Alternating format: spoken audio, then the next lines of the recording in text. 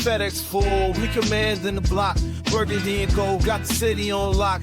Hustling plays, they don't need to pretend. DC reppin' strong and we fight to the end. Commanders moving, no breaks, no pause. Hands in the dirt, respecting the call. K-Dot in the mid-dissect the grind. District divider with the city in mind. Trying to dance why, don't miss a bit. And you gotta spread the word, so shit is shit.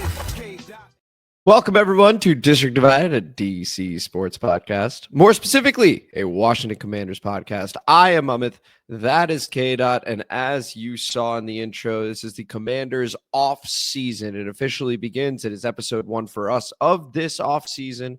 And so we got a lot to get to. We're going to begin with the All-22 review against the Philadelphia Eagles and the loss in the NFC Championship game. What went well and a whole lot of what didn't go well. And then we are going to talk about the coaching staff updates. Some people have been requested for interviews. Do we lose some members of our coaching staff? So we'll get into the 3 of them. Some other news. Josh Harris drops a letter saying thank you to everybody. Some stadium news there as well. And then we're going to talk about, well, you know, we got some positions to address. Just because it's the offseason doesn't mean we're already not thinking about the next season. So we're going to talk about some positions that we would like to address. Comment mailbag, as we always do. So before we begin the episode and dive in, if you could please like the video, subscribe to the channel, hit the notification bell, comment as you always do, and K-Dot.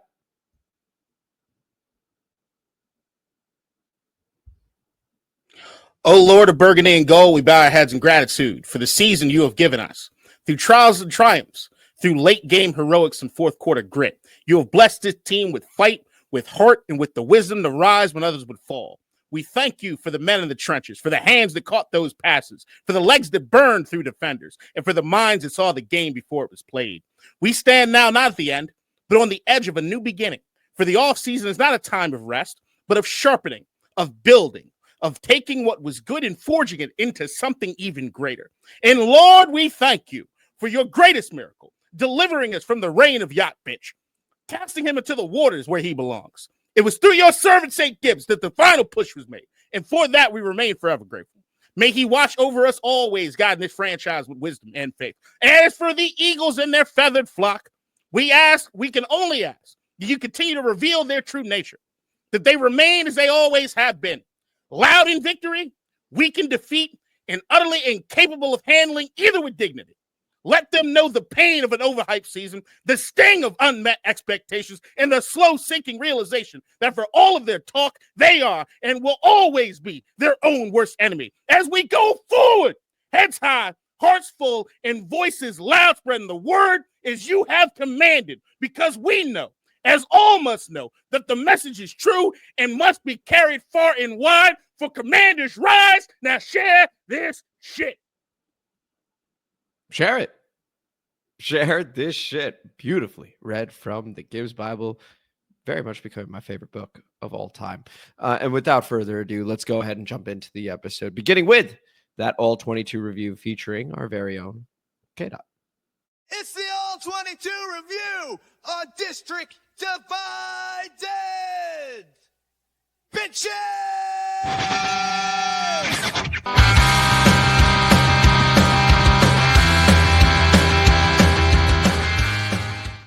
All right, and now we jump into it. Once again, it was not pretty. It was a 55-23 loss to the Philadelphia Eagles at the Link, and that sends the Eagles to the Super Bowl and us into the offseason. So, without further ado, this man here doesn't have 50 screens, doesn't have 60 screens. No, he has 70 screens to look at all the angles to figure out what the fuck happened in that game. K-Dot, go ahead. What happened? Yeah, we ain't going to spend a lot of time on this. Number one, it ain't like this team is going to be the same team we see. This is the last time we see this particular team in this particular incarnation. What the fuck we need to know about this goddamn game other than we never want to see it again, right? That's the last time I'm watching that motherfucker. I tell you that much. Look, we usually go over some of the same things. We look at offense, we look at defense. We specifically look at Jayden Daniels. So let's start with Jayden as we always do. Resilient. Efficient when he could be. Little glimpses of Superman, but not necessarily the Superman we've always seen. Didn't play like a rookie, but also didn't play phenomenally. I will say this. Yeah, that's it I got on Jayden. Good job, bud. Like, you did enough for the most part. You did have a few misses. Like, you're more than anything, the safety valve ended up being Zach Ertz more than anybody else. You remember in the last video, I was saying I'm not entirely sure if Jayden was holding on the football too long, or was the coverage great? I can now confirm the coverage was fucking good, both in zone and in man. That's my thing, real quick. Just like, you get a 4-man rush. They're able to get through, and then you got 7 in coverage, and it's that 7. That Philly secondary is incredible. It's been compared to the Legion of Boom. There's only so much you can do. So I thought, at least without the all-22, I thought he was great. Yeah. So that confirmed. And then outside of that being confirmed, Zach Ertz had a hell of a game. But I can also tell you that Zach Ertz was absolutely not the focal point of the defense. It was sort of like, we'll let you have him. You can't have anybody else, but we'll let you have him. So there was some of that, but I give Zach credit. And those throws weren't easy. Like, even when you talk about they give yourself a window, it's still a tight fucking window. So I give Jayden a lot of credit for making those throws, and Zach doing the little veteran things as far as getting open at the last second, stuff like that. But I think that they looked at the offense and said, if there's anybody that will allow them to complete balls to, it's going to be Zach Ertz, because we trust that he won't get the yak necessary. So, like, I think that's what you ended up seeing more than anything else in this game. Offensive line, not your greatest day. I mean, I don't think they played horrifically, but it's just that you can look on the tape. The physicality and the speed of the defensive line for the Philadelphia Eagles was just too much to bear for Washington. I'm being kinder than I probably should be, just because I know some of these guys won't be back. But it's like, you could just see it was out. They were being outclassed. It was just the physicality, the speed. It just wasn't great. So lack of explosive plays, just due to how great Philadelphia was as far as the coverage and their pressure from the front four. Of course, we know about the missed opportunities and the turnovers, which would have changed a lot of stuff, because, once again, Jayden was doing enough that if we'd had more bites of the apple without necessarily turning it over, it might have been this would have been one of those games you could say, oh, we stole one, and it would have absolutely been a fucking bank robbery. Okay. Like that's what that would have been. Terry McLaurin, there became a point like you could absolutely see the Philadelphia was like, we're not going to let you get Terry up and going. But as the game progressed and we started getting into more of a hurry up sort of situation, we weren't moving Terry around anywhere near as much as we have in previous games. So it just didn't give him the mismatch opportunities to be able to take advantage as we would like to have seen. But I think that has more to do with Philadelphia than anything to do with our hand. On defense, I could single out every single person on this defense and point out 2 or 3 times that they fucked up, Bobby and Frankie included. Poor tackling, the run, the gap discipline, the run discipline at all points of times, the terrible leverage, terrible angles of attack, especially when it comes to Saquon Barkley. I don't know. Once again, everybody remembers on the first play. I don't know what you guys are doing trying to arm tackle him up high. It doesn't make any fucking sense whatsoever. They were trying to. I mean, you could see the defensive players, like the criticism we had for him over the course of the season, what we're most critical of him is you guys are over pursuing, over committing, doing too much. It's like they can't play within the confines of the defense because they think they need to make a play, which is probably true in some cases. But when you don't make that play and you're in that particular situation, and you get Saquon Barkley burning your ass, and that's what ends up happening in that game. Also, just from a defensive back standpoint, Mikey Sanders, still love him. I still think as we get more into it, I'd like to see him get back to that fucking slot position, just because there are some things on the defensive backs you can see. I know if you're like me, I need the all-22 to know that I was screaming at the TV, get closer to the goddamn line, right? It's that they have to step back because they're so worried about getting burnt. The only thing is, from a talent standpoint, when A.J. Brown sticks his foot in the dirt and does that comeback, that 5 to 10 yards, automatic. Like it's completely automatic. And I get it. They're playing within the confines of what it is they're able to do from a talent standpoint. When you watch this all 22, you start realizing, that Lions team was hurt. Or you start realizing, oh yeah, the things are different when you got the offense does not turn the ball over, things, and that complementary football sort of thing. You kind of mask some stuff. You could absolutely see, looking at Philadelphia, looking at us, oh, we want to be more like them one day. And that's pretty much it. Yeah. Okay. Honest to God, I don't even want to talk about this game that much more. So let's just go ahead and move on. This was the All 22 review featuring our very own K-Dot.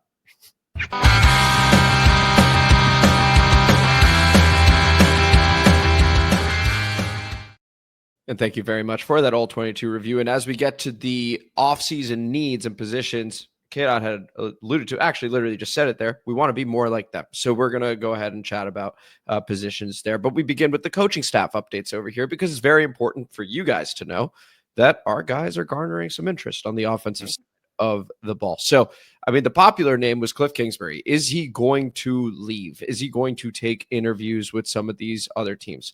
Commanders keep progressing in the playoffs. Some of these coaching positions get filled, head coaching, that is. And then he says, you know what? New Orleans Saints job, not interested. So Cliff stays. However, there are some people under Cliff, namely Brian Johnson, who's the assistant head coach of this team, by the way. Fun fact, not everybody knows that. And passing game coordinator. He is actually interviewing today with the Houston Texans virtually for their offensive coordinator position because Bobby Slowick, who was a hot name last year, is out after CJ Stroud had a bit of a statistical down year. So that's that's Brian Johnson. Bobby Johnson, of course, O-line coach here. Tavita Pritchard, quarterbacks coach, close to Jayden Daniels, works with him all the time. He has also been requested to interview and has completed that interview with the Jacksonville Jaguars for their offensive coordinator position. They, of course, pick up Liam Cohen, who has an interesting way of saying Duval, as their head coach, and he needs an offensive coordinator because they did that late in the game. And then concluding with David Blough, he's been assistant quarterbacks coach over here very recently in the league on a practice squad as a backup. He also is garnering some interest, I believe, from the Jets and maybe the Bears as well. That one I don't have written down here, K-Dot. But those are the guys that could potentially move. And the larger conversation of this is the game we're going to play. When we have a good offense, we're not used to this, right? When we have a good offense, there are going to be members of the coaching staff that get interviews. And it's something that we as fans of this franchise need to get used to. K-Dot, over to you. I mean, it probably should have happened. And the amount of times we had to look at these fucking graphics about all the coaches that were here. True. On to do things, right? So, like, I think it's more about, like, it acknowledging that this is just part of the way it works as far as in the NFL. At least you have a coaching staff that's worth a damn that other people want to have, right? The last thing you want is to have a coaching staff that everybody's like, yeah, you can stay there. I don't give a shit. Right. The thing that I think that we need to hang our hats on more than anything is how deep the coaching staff is here on this end, right? So, like, the idea that you got guys like David Blough in his first year really doing this as far from a coaching standpoint at this level anyway, to know that he's already a hot commodity around other places, like, that's cool. That would mean that you would think that in the building they're doing a good enough job as far as developing certain guys that might be new and stuff. So maybe we have a pipeline, something along the lines like what they did in Baltimore for them for a lot of years, some where you could get some guys that you can upgrade or not upgrade. You can give a promotion to at certain points, right? That you don't need to necessarily change everything. The other thing that really works as far as this is that you got some of the assistant coaches that even have head coaching experience. I would not be surprised if you saw an Anthony Lynn start getting a name. We can start getting a call at some point in the next few years as far as somebody want him. Brian Johnson is somebody back in Philly was a hot commodity until that went away. And then now he's a hot commodity again. So I don't blame him at all for taking advantage from the fucking Irish because you know how cold, how hot it can get at any given point in time, right? Yep. Look at Bobby Slowick. Motherfucker was like one of the hottest head coaching candidates a year ago. He was on both of our lists, I think, as far as offensive coordinator. Yeah. Or not head coaching. Head coach. Yeah. And now, motherfucker, persona non grata. So it's like, yeah, you gotta do what you gotta do. Like, Tavita Pritchard is somebody that I've always liked here. I was really, really glad when he stayed on. Just because he was like, all right, I like the way this guy communicates. I think he's actually something you just need a better coach staff, need more talent around him.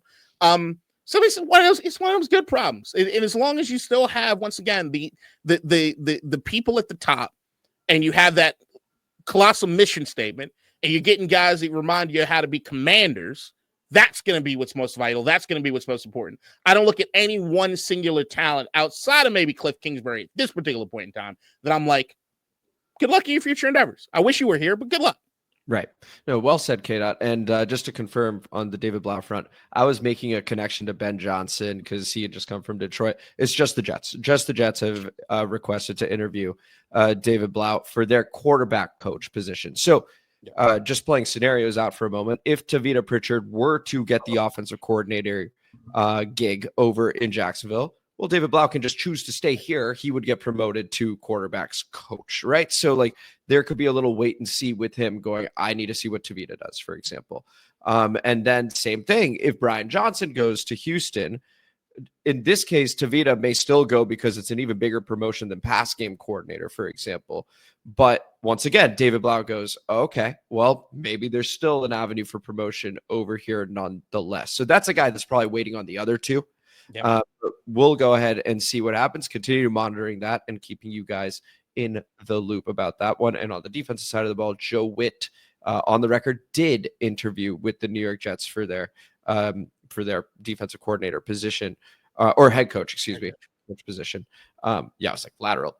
Anyway, a lot of coaching stuff to keep up with. Their head coach position, he of course is still here. Any final thoughts over here, K-Dot? Not on us, but very quickly. Cowboys.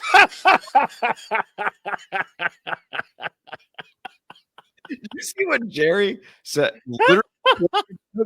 Literally pointed at him and said, "This is as big a risk as you can take." And Brian's just, his daddy. he gotta be looking like his daddy, right? Osmosis, coaching osmosis. Like, I'm not shit. Brian Schottenheimer has been. Somebody was telling me. So I heard this on the podcast. Brian Schottenheimer's first interview for a head coach was 2006. Motherfucker's been around, bro. Like, he's been here. He's been around. I don't wish you luck because that's fucking star, but that is. Jerry's a fucking idiot. Like, he's just, he's not a fucking, he's 80-something years old, acting like 80-something years old will act, okay? That's why everybody need to give Joe Biden a little more credit as far as, like, just imagine being that fucking old. Thinking you're able to run something. God damn it. All right. Regardless out of that. Also, Liam Cohen. That is the cringiest fucking press conference I have ever seen in my life. That was Russell Wilson's Subway ads and all that shit, like, packed into one, and then you got Liam Cohen. That being said, Liam Cohen, when you guys, what's that fucker in Carolina you love so much? The one that was the offensive center? There you go. Liam Cohen is what you guys thought Dave Canales is, in my opinion. Liam Cohen's a dude. I don't know what that press conference means because I had a lot of stock in that motherfucker.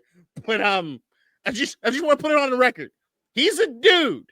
I don't know what do that. Like, what? God damn, that was fucking weird. That was. If you haven't seen it, I'm sure you have. But if you haven't seen it, guys, you gotta see him do it. That was very, very cringy. I've not come across one person that went, "Oh, it was fine."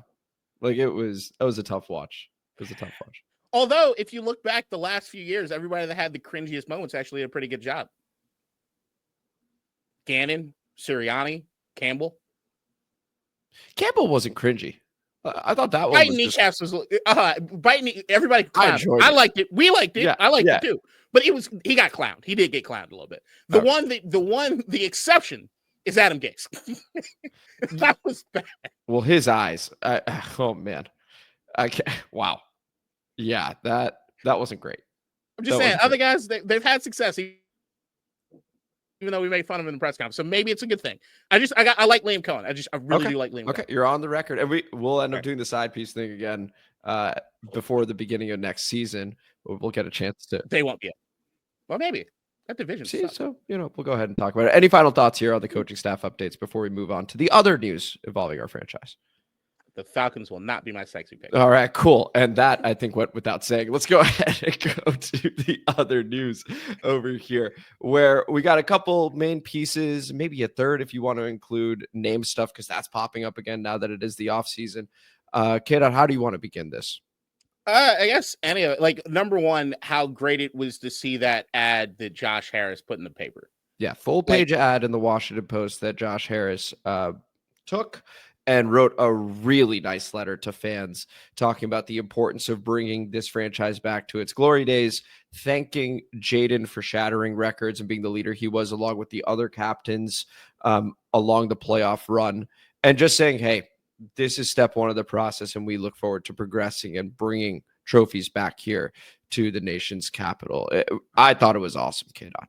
No, agreed, man. It was awesome. It felt kind of old school in the way that he did it. It just felt good. It really did feel good. Like no controversy, no nothing. Here's a guy that actually gives a shit, and here's a dude that like we can tell he absolutely gives a shit based on what it is we've seen in this product on the field already, right? Like he did his due diligence. You look at all these other fucking clown organizations.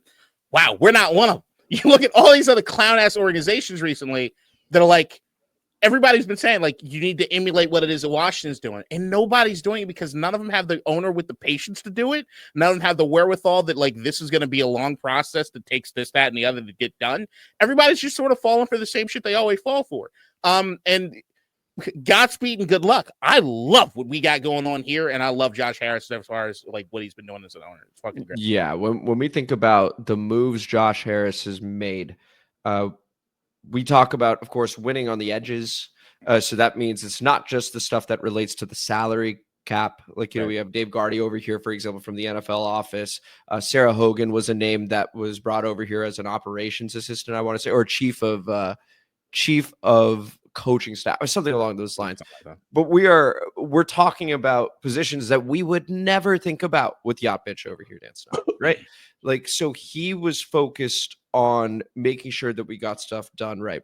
That way, when he bought the team, you know, buying fans a beer that were waiting outside and celebrating. So now all of a sudden people are feeling like connected. Just to clarify on Sarah Hogan, it is coaching chief of staff. I butchered it, but that's what she had. It's Alex Karmas, who has the ops assistant role there. So like we're talking about, once again, these are roles that people don't normally think about, and we certainly as fans had not thought about until Josh Harris comes over here.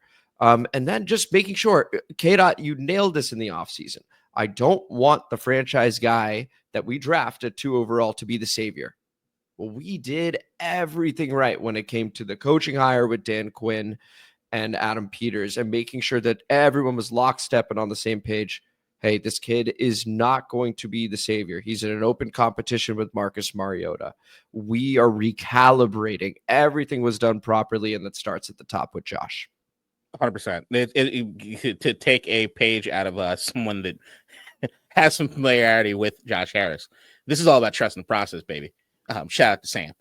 Like this is all about trust in the process. Like you can tell in every way, shape, or form the entire way through. They didn't rush the coaching search. They went through their process. The stuff with the draft. I think we now know how early they were on Jayden Daniels, but you can still see even with things like Topgolf, no one, even Jayden Daniels, was above their process. So like there is a situation where it's like, I love that you have guys that are not getting too high or too low. You know, I love me some schmedium, right? Like this is what it is we're going to do. We know that this is the right way to do it.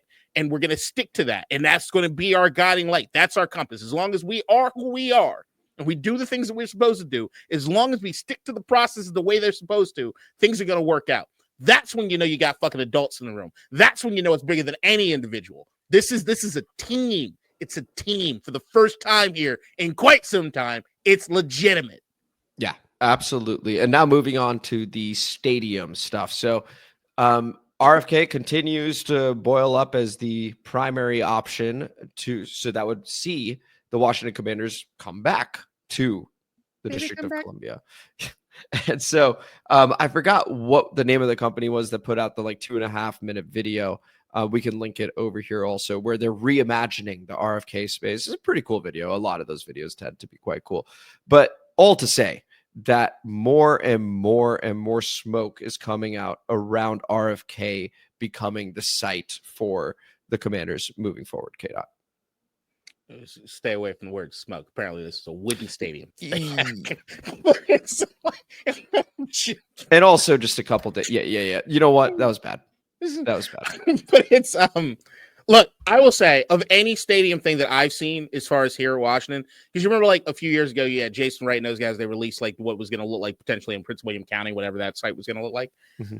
I dug this, and I'm surprised that I dug this. I am usually so anti-dome as far as football. Like I am so football is supposed to be played out in the elements, but I'll tell you this. After watching this football team with Jayden Daniels, I don't mind playing indoors anymore. I say that right. I don't give a shit. It's funny how much these things I thought I cared about so fucking much don't really matter as much as I care about the winning product on the fucking field. I know we all said that shit, but that shit is really coming to pass. I don't care. Like, just make sure it's a good field that they can play on, and Jayden can do whatever he needs to do. I loved everything that was in that program or in that video that they put together. What it is they were doing as far as some of the mixed use stuff, what they were doing as far as some of the affordable housing stuff. Of course, me being the car enthusiast that I am, I didn't love the lack of parking lot for tailgating. But I guess as you gentrified city boys just like riding around in public transportation, I don't know. Maybe that's a good thing. Renewable stuff, great. Tailgate. There'll be space for tailgating. There will absolutely be space. I ain't trying to have no goddamn tailgate with a bunch of Karens in a park with a fucking grill talking about y'all got a permit. Fuck you. I'm tailgating, bitch. This is what other news looks like on this podcast, by the way. It's going to be a lot of this. And the final thought over here has to do with the name. So a lot of people, I won't even say have come out of the woodwork. A lot of people have cared about the name, of course. Like when we moved on from Redskins and we moved to football team, people were like, and then we moved from football team to it's going to be a collaborative process with the fans. And no one wanted Commanders, just to be clear. We're the Commanders, right? So it's understandable that people go, okay, season's over. Let's talk about the name. Now, if you listen to anybody in the media, it is quite clear that first and foremost, the new stadium is the priority. Right. So what that means is that we're probably not rebranding the name for some time. Now, could it lead to a rebrand ultimately? Yeah, it could, because I think there is credence to the point that we want nothing to do with Yapich. And the name was formed under Yapich while he was still owned the team. So, K-Dot, what do you make of the name news? Do you anticipate it happening soon? Do you think it never happens? What are your thoughts? Name, no. I mean, maybe it does happen eventually, but I mean, I was more excited about what they were saying as far as the uniform tweaks that I heard pretty much confirmed happening going into the season. But once again, taking what it is I just said about the stadium stuff, you kind of blight this shit too. Look, I've never been one of these people that are up in arms about the name changing itself. I was over that debate, was over it a long time ago. I just didn't care anymore.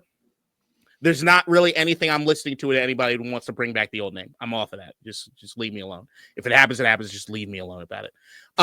As far as the Commander's name itself, right? I've gone both ways with this. Like, there is a part of me that says I want nothing to do with Yacht Bitch, and I want to erase his history here in these books. But then there's another part of me that's like, it's the team that he named, and we're having success without him. Fuck you. Feels like an extra just like poking you in the eye. Like, once again, I read that article again. Oh, so good. So great. Good. So great. And just knowing that, like, I named them that. They're winning. Motherfuckers. I fucking hate them. Like that. I like knowing that. I like knowing that he's miserable as fuck. Then even the uniforms. Look, the black uniforms. I got good memories. I like them now. I like them now. I think that black uniform. Hell no! Chicago Bears fans go and run and hide in that black uniform. The burgundy uniforms I thought were pretty solid. I always liked them.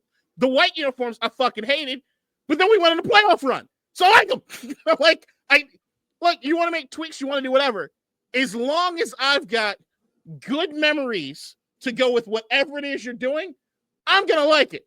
Like, that's where we're at. Yeah, no, I think that's totally fair. That's how I feel about it. As long as we're winning, I think I've been on the record for quite some time. I don't care what we're called.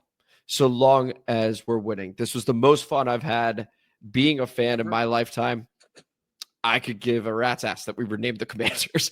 Okay. Like, it was just awesome to go through. First time in an NFC championship game since 1991. I was just a few months old. So I obviously didn't get to experience that one properly. This one, the entire week, I was just consumed by it. I mean, it was so fun. So fun. So I don't really care what the name is, kid. But I will say this. There were people. Now, once again, Twitter is a fucking cesspool. We should all be off of it. Like, if we just collectively also said, let's stop this shit and go to Blue Sky. Followers, though. Follow us. I know. It's so annoying. If you choose to ignore K. You know what I'm really upset with is that every Twitter, I think, knows that I'm having a good time laughing at Black Twitter, and all of a sudden, Alex Jones video, motherfucker, why did that get here? You just get not interested in this post. I did. I've been doing it nonstop. They It's will still not coming. stop sending me Nazi shit, okay? It fucking cesspool fucking place. God damn it. That's true. They send a lot of I that. hate it. But I will admit, once again, you take Twitter with a grain of salt. But there's a part of me that's still kind of shocked that it did feel like throughout the entire winning and how happy we were through all of it, there were still so many people still bitching about the goddamn name. Like, I don't know. I cannot fathom that. Maybe it's, once again, I don't have enough of those great memories yet with anything that I don't. So maybe that's what they're holding on to. Maybe if like we had years of success with the Commanders name, I'd want to hold on to that too. I don't know how you could let that get in the way of everything else. It blows my mind, man. Yeah, I agree. I would imagine it's fans that, like you said, did experience some of their happiest moments as fans, when we won Super Bowls and maybe they were teenagers or they were kids or something like that. If that's the case, I get it. Like, I do get it. Complaining about it during the winning streak, I didn't understand. Weird. Right? Like that. And it was popping up, as I'm like, okay, cool. What do we post about today? What do we retweet today, etc. I was like, that seems to come up. Divisive things always come up though on Twitter because they got a lot of comments, right? They got a lot of retweets. They got a lot of likes because that just, I don't know. People get very interested in divisive topics, and that happens to be one of them here. Just saying, if there's a Venn diagram, we got one circle for people that missed the Redskins name, another circle for people that think Elon Musk is funny, another group that might have voted MAGA. Like, there might be a perfect little thing. And you know what it loves? Twitter. Like, it's a great Twitter amalgamation of all this shit. And maybe that's it. But yeah, man, it's just I just want it to end. I want this shit to end. I am starting to get annoyed. I'm not going to say I'm starting. I've been annoyed at this being a conversation that's continued. At least the conversation about the old name. Mm-hmm. Changing from Commanders, I will listen to. It's not a priority like me and you have said, but I will listen to it. Going back to Redskins, I just want to tell everybody to shut the fuck up. Honestly, I really do. Same boat. I don't care what we're called. Probably not back to Redskins just because of all the damage that's happened over the course of time. Open to a name change if we choose. It's fine. So long as Jayden Daniels is our quarterback and we're doing great, I'm cool. Okay. That concludes other news. All right. We'll be doing other news quite a bit during the offseason over here. And so now we go on to the field, right? So we've talked about the coaching staff a little bit. We did the All-22 review from last week, and we talked about stuff off the field, outside the coaching staff. And here we are with positions to address. So we're going to quickly run through. K-Dot's prepared a whole bunch of stuff here, by the way. Shout out to him. Feel free to pause the video at any moment where you want to read all the names, but we're going to breeze through it right now. We will continue to refer to it as the offseason progresses. So beginning with our free agents, okay? You could see all the names over here. The notable ones, I'll just pick out the notable ones to me, K-Dot, and we can continue to discuss whomever you'd like to. Bobby Wagner, of course, he had just signed that 1-year deal with us. Marcus Mariota, same thing. Jeremy Chin, same thing. And then Dante Fowler and Zach Ertz are the other two I would point out over here, along with Noah Igbenogany, who had himself a nice year. But those guys who were great for us, now free agents, you'll also notice at the right-hand side, wide receiver. We've got some flexibility over there. The only two wide receivers that we currently have under contract for 2025, Terry McLaurin, Luke McCaffrey. Adam Peters has some room to work with over there. Let's go ahead and look at the free agents now across the league. So you see running back, that's probably going to be something that we address, whether it's in free agency or supposedly, according to draft experts, loaded running back draft class this year. So maybe we choose the draft instead, but you'll know some names like J.K. Dobbins, Najee Harris, who seems to be the workhorse over in Pittsburgh, Nick Chubb, though it looks like he'll go back to Cleveland, and Aaron Jones is a pretty popular name who was great in Green Bay, had a nice year in Minnesota. Wide receiver, that's going to be a big talking point for us, K-Dot, as we continue this offseason. Once again, just Terry and Luke under contract for us. So T. Higgins is a name you're going to hear a whole lot. I'll skip the rest for now. Zach Ertz, number 1 tight end, and he wants to come back over here. Let's flip. Offensive tackle, interior offensive line, Trey Smith, Brandon Scherf, Morgan Moses, Ronnie Stanley are the names that pop out. Please continue. We go over to the defensive side of the ball, which will need some love. Josh Sweat, we know him. He's been pretty good for the Philadelphia Eagles. Khalil Mack, fantastic name. You're like, why is he number 2? Well, now he's 34 years old, a bit older. Chase Young, we know about Chase Young, uber talented player, doesn't always set the edge. Is that going to be something that we want to do? I don't know. We know Dante Fowler. And then if we look at the interior offensive line, I like Calais Campbell. I like Jaron Reed. Osa Odigizua is a name that has already popped up. Dan Quinn and the staff very familiar with him from the Dallas days. Tier Tart is great. And then linebacker, Zach Bond, what a year he's had for the Philadelphia Eagles. Bobby Wagner, we love. I'm sure, K-Dot, you and I are very likely in agreement. Bring that man back. And okay, cool. Good talking point there. And we got Dre Greenlaw all the way down at number 11 is a name I like over there. So if we conclude, or maybe we have one more, cornerback safety, Byron Murphy, DJ Reed, Carlton Davis. Yeah, okay, I could do. Hey, Gilmore's there. Gilmore. Hey, let's go. Thanks for pointing that out. I saw it at the same time. Hey, that was the guy I wanted at the end of last offseason. So we'll see what happens over there. Safety, Justin Reed is a nice name. Harrison Smith is currently debating retirement, and I don't see him leaving the Minnesota Vikings because they're already doing quite well should he choose to continue playing. Jeremy Chin on the list there at number 7. Okay, so that is the list. K-Dot, bravo. Well done, guys. If you want to look back, you can just rewind this video, pause it. If you're on Spotify, I think we have video up too, but in case you don't have access, come to YouTube. We had the list over there. Yeah. So K-Dot, first off, well done. And now over to you. What positions, if you could pick maybe top 2, let's say, top 2 positions would you like to address? We know we have holes everywhere, but top 2 you'd like to address? Trenches. I just say that as one word. Anything there in the trenches. So like, of course, you go through the free agents and you say, or the ones that we have that are unrestricted free agents. You're like, all right, well, who do you want to bring back? And then even if we were to bring everyone back, which I would never do, but if you you'd say, all right, there's every position we could upgrade at, right? So like, how do we want to do it? It's just a combination of like, all right, where do I think we can do some things at free agency compared to where it is that the draft class looks like? But knowing that the only position you did not see listed in that group is quarterback because we're solid there. Okay, everything's good as far as that goes. Do you want to bring back Mariota? Is Sam Hartman good enough to elevate? Don't really give a shit. Good there. JD5. I mean, I do care about who the backup is. Hopefully it is. Right. Number 1 for you last season was Gardner Minshew to bring into the building. Yeah, fucker. Panthers. Back was important. Panthers. This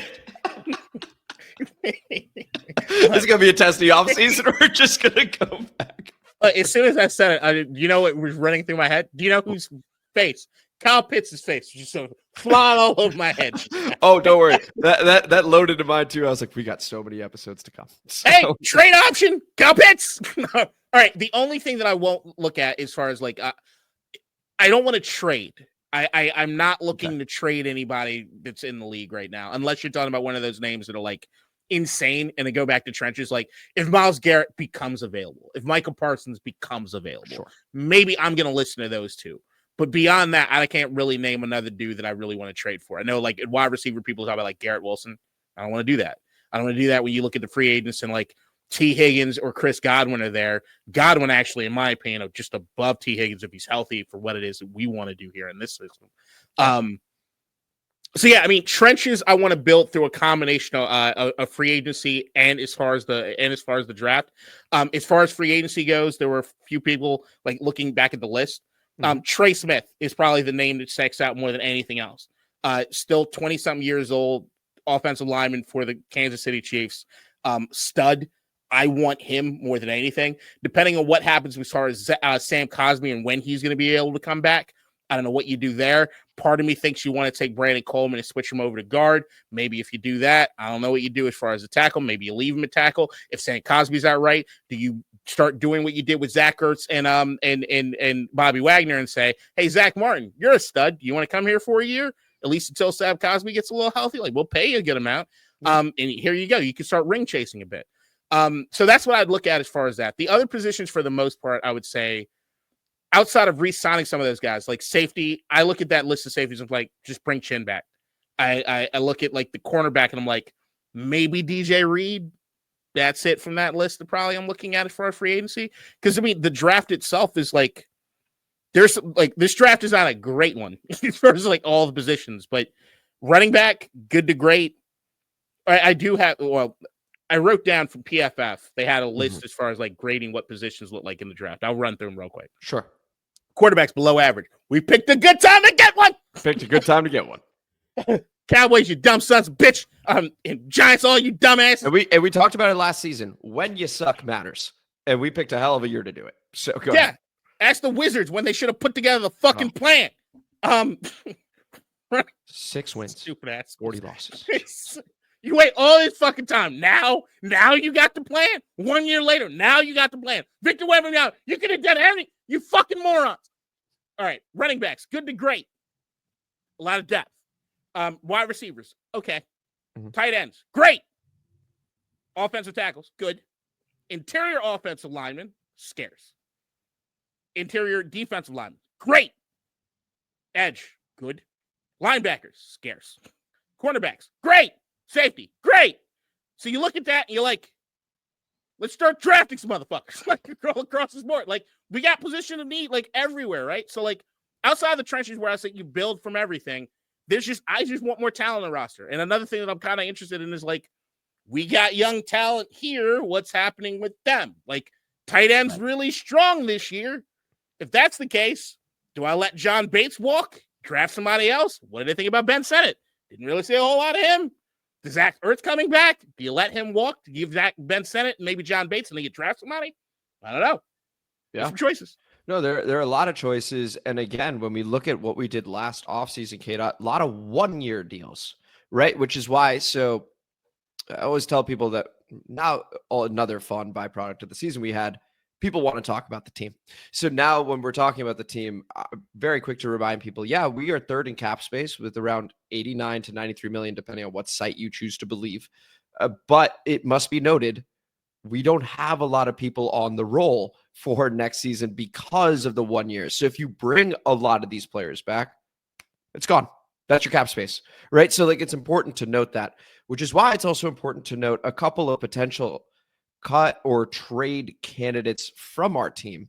The two names that come to mind as I was looking at Spot Rack are Jonathan Allen and Andrew Wiley. And so the numbers there, and I'm not saying we do this, but it's just information for you guys. You could choose to if you want to, as you're thinking about your offseason over here as we just get started.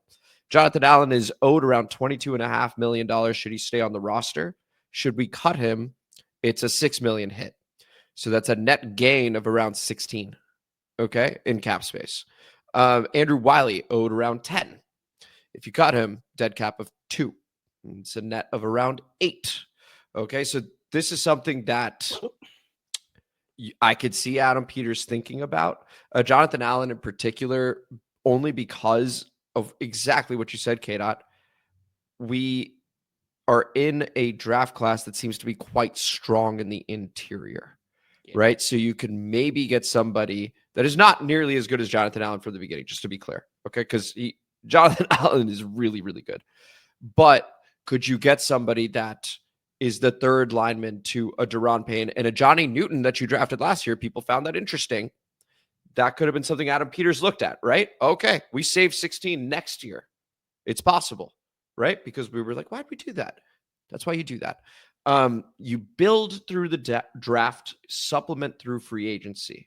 That's something that they've said a whole lot. Yes. Right. So we are, I think, going to see a lot of best player available. You may end up seeing some like, oh, why did we take that position? We're already strong there. And it's for that exact reason that maybe we're looking at contracts ahead of time, or we're going, look, when you build a team, if you keep drafting for need, you're always going to be around here. Sometimes you just need elite, at positions you already have, and it's able to help you in the long term. That's the way we want to do it. We use free agency to fill need. So that's what I'd say. And to echo K-Dot, sorry, I was a bit long-winded here. Trenches. I completely agree. When I think about Philadelphia with Jalen Carter, Nolan Smith, Josh Sweat if he goes back over there, Milton Williams if he goes back over there, we got to protect Jayden. we have to protect Jayden. If I look at how the Houston Texans did their last offseason, wide receiver, we're just going to be the light show. Welcome to this. They didn't address the O-line. CJ Stroud was on his back a lot of the season. I don't want that here. I don't care if it's a boring offseason. Bring in the trenches on the offensive line. Defensive line. Edge setter more important to me than even interior lineman, right? That to me is very, very important because a lot of the runs that I think about when they gashed us, and K-Dot, correct me if I'm wrong, feel like they were more to the outside. The one that I can't stop thinking about is literally Saquon's first carry. Like, it was just really annoying. That's not exactly edge setting in that example, I get, but that I think is super important. We need to be able to get to a Jalen Hurts. We need to be able to get to a Dak Prescott. Dallas had a down year. They could be back. Who knows? The Giants, I think we should be able to get to anyway, but you got to be able to get to those guys too. And so that's where I'm looking. Trenches. I'm glad we're on the same page, K-Dot. Yeah, I would just say the only caveat that I'd have as far as best player available is skew towards trenches. So, like, Yes. if there is a situation where it's like, hey, this guy's awesome, but this is an offensive lineman that looks like he could be a guy for us, I'd go offensive lineman or defensive lineman. Yeah, The only pushback I can give you as far as on defense is what I'm starting to notice across the league is that interior defensive line is starting to become a lot more important than the exterior. Like, if you're looking in the sense of like who's still in the play, who's in play in the Super Bowl, and what do they have? Jalen Carter, Chris Jones. Yeah. You look at like the Rams, Aaron Donald. Like, you start looking at some of these guys as far as like that's where you got to kind of hone in. Maybe that like special guy. Maybe you even reach, or maybe you pull like a Harry Rosen was like maybe he has character issues. I don't give a shit, but he can beat up people in the front. Like, maybe that's where you might take a risk just from a talent standpoint. Like there, I also think Odigizua. Mm-hmm. To me, it's a foregone conclusion. Like, go sign that motherfucker right now. You're like welcome to DC. We're a month out, but we know. I saw what he did on that shit ass Dallas team that got all beat up, and I also know what it is that Joe Witt and Dan Quinn already know about the motherfucker. So I'm like, then even when I was kind of like, look, coming out of the Ron Rivera era where we signed a bunch of Carolina Panthers that might not have been worth a damn, there was a little like, wow, they're really signing a lot of Cowboys players. But if I'm being completely honest, I didn't mind Dorrance Armstrong. I did not mind the guys that they brought in, that they had connections with.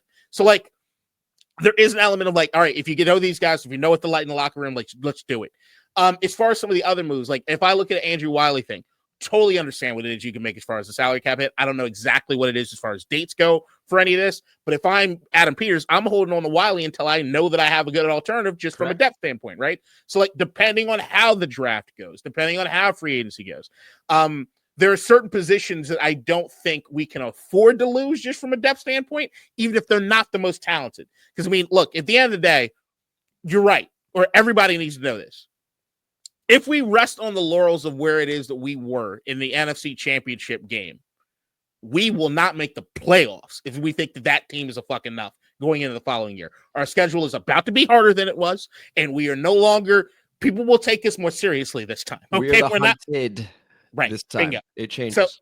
So we do have to do a lot to, like, make sure that we're beefing up everything. Those are the teams that make it back are the ones that realize we have to get better, right? So – but from a depth standpoint, that's where I look at is depth. So, like, I look at Noah Igbenogany. Do I prefer Mike Sanders still starting over Igbenogany in the slot? Yes, but I like Igbenogany coming off the bench. I like him as a guy for depth.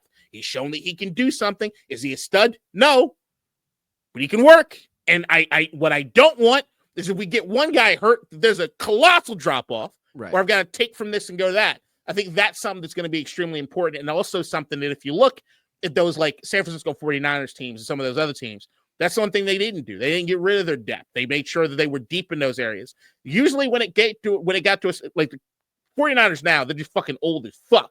But usually you look at some of those teams that actually stay in it, it's the ones that can deal with a regular season's worth of attrition and still be in the dance, right? So like, I want to make sure that we're beefing up that aspect of it. Yeah, and there's also something to be said about later round picks. They don't always make an impact the first year, but they do get opportunities years 2, 3, 4. I'm actually going to do like an analysis on that this offseason. We can talk about snap counts and stuff like that from rookie year to sophomore year to junior, if you will, if we were acting like this was college.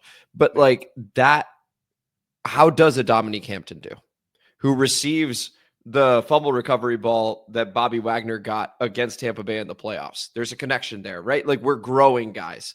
What about Jordan McGee?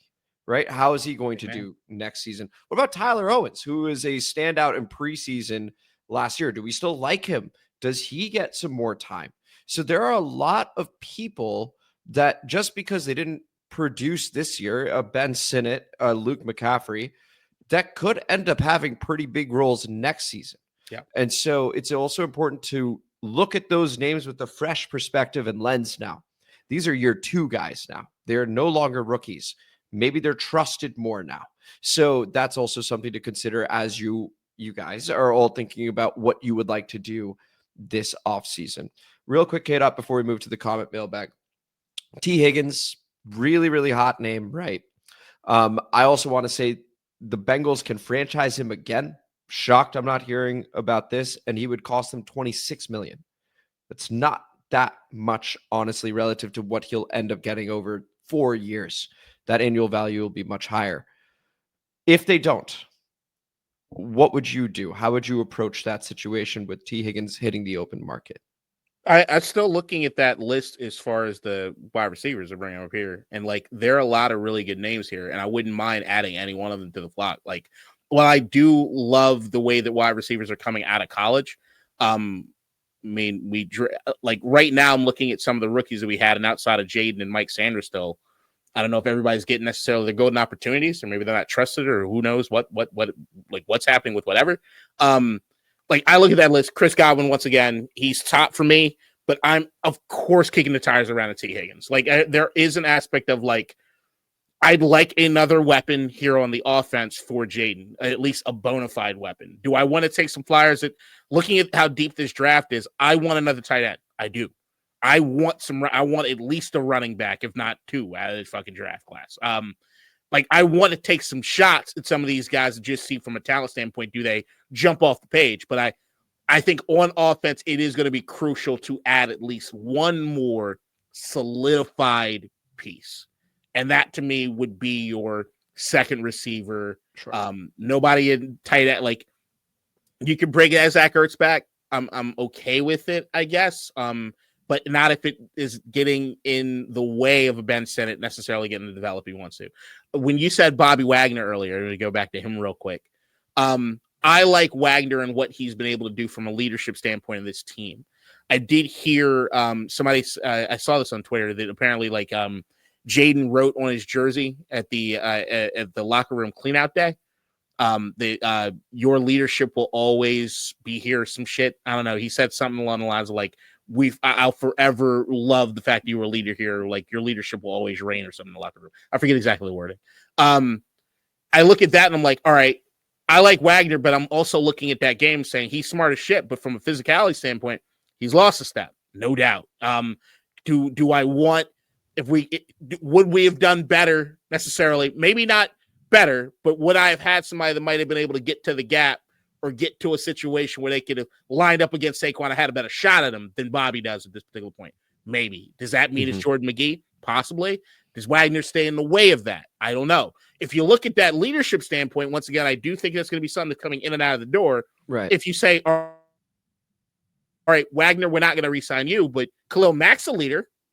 He's an edge guy. Maybe you do that. Like, I don't know. But there's going to be that balance between leaders and guys that have been around for a while or whatever. I'm just not sure exactly how it's going to Yeah, I mean, Adam Peters we trust, first and foremost. I think you and I are both on the same page about that. And on the subject of Wagner, the reason I think it is critical that we keep him, you and I are on the same page. The leadership is so important. I'd already referenced it, but when he's giving a ball to a younger guy saying, you're going to remember this if I give it to you, right? That to me is meaningful. Him being from Inland Empire, just like Jayden, like I like their friendship and relationship together.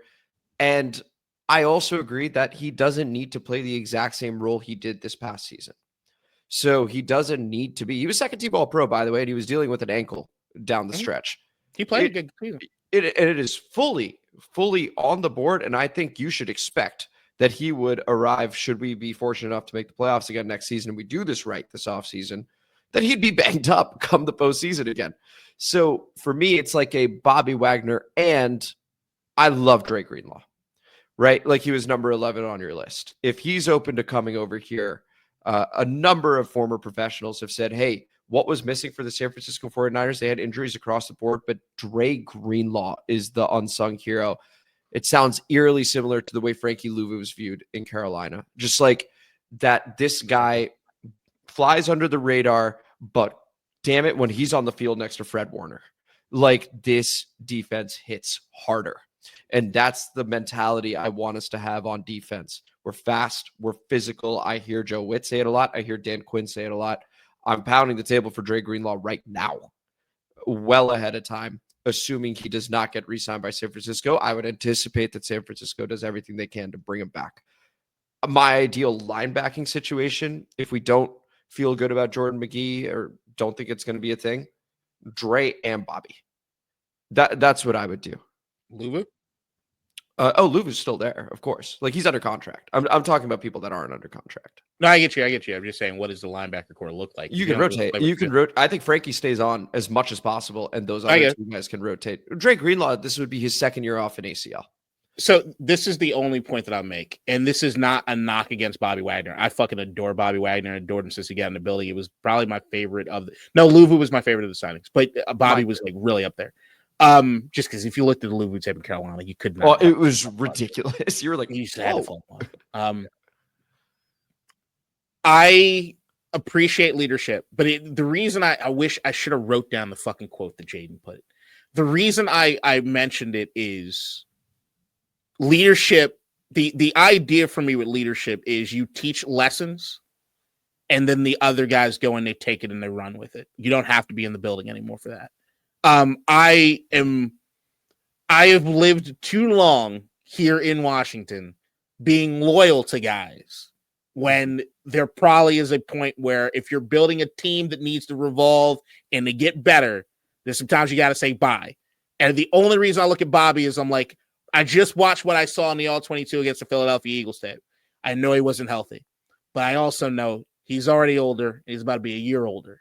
So like, it's one of those things where the philosophy I wanted with Adam Peters in this team is I want to be heartbroken sometimes. I think that's good. Like there's a part of me that chases it. I think that you're doing a good job if you are sad occasionally because you got a guy that you just love that is just not in the cards. I think and I think this particular season, because of the fond memories that we have, like I look at this list of unrestricted free agents. There's a lot of names here. I really, really appreciate their effort and everything they've done here.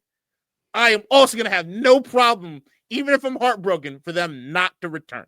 That last part where you had said, hey, the way that I want Adam Peters and co to do things is going to set me up to be heartbroken sometimes, really made me just take a step back for a moment and go, am I afraid of getting hurt?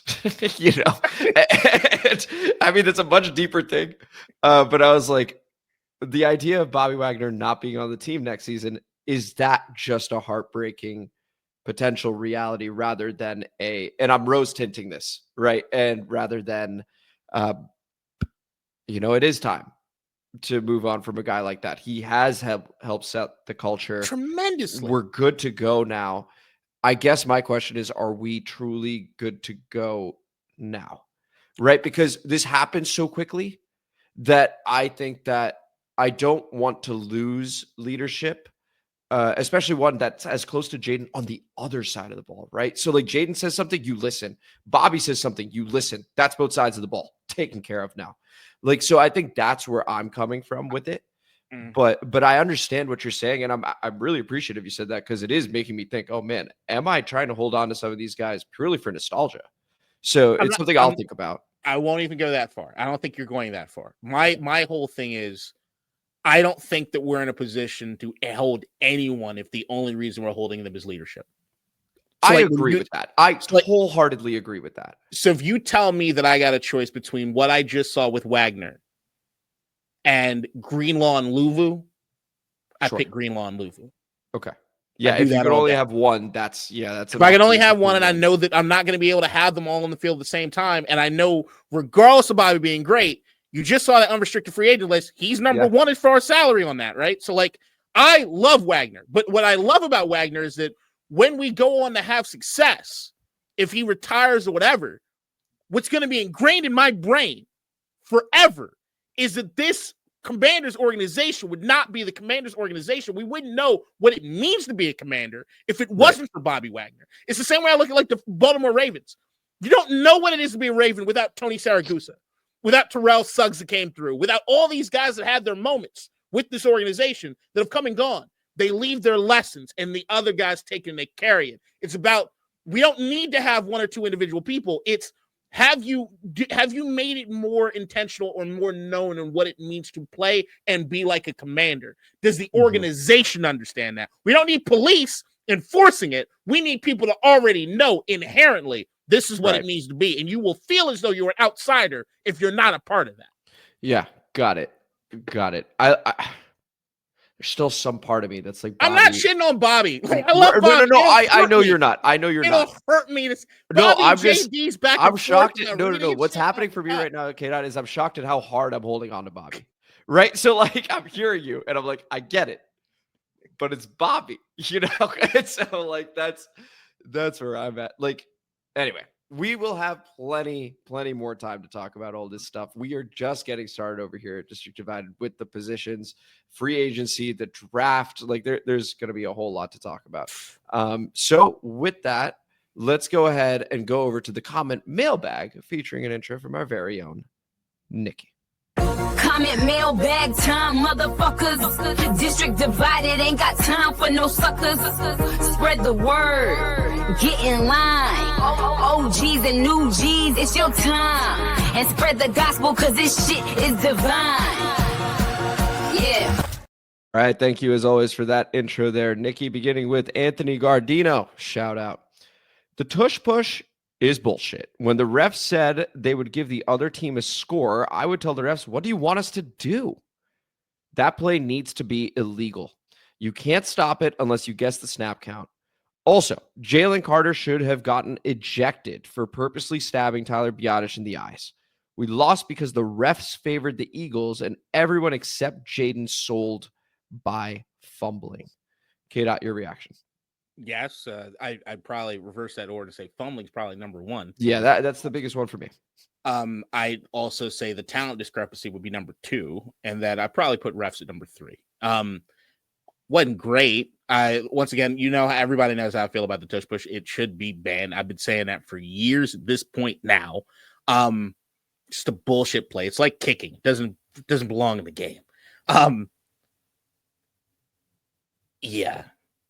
Yeah, I think I'll leave it at that. Sure. My take after the fact, and I didn't think about it in the moment, but if I do want the tush push banned, I do wish Frankie had jumped over the line one more time and they were forced to award a score. That would have absolutely been a talking point where they're like, I'm sorry, we just saw a touchdown when there was no touchdown. The refs gave it. We all acknowledge it.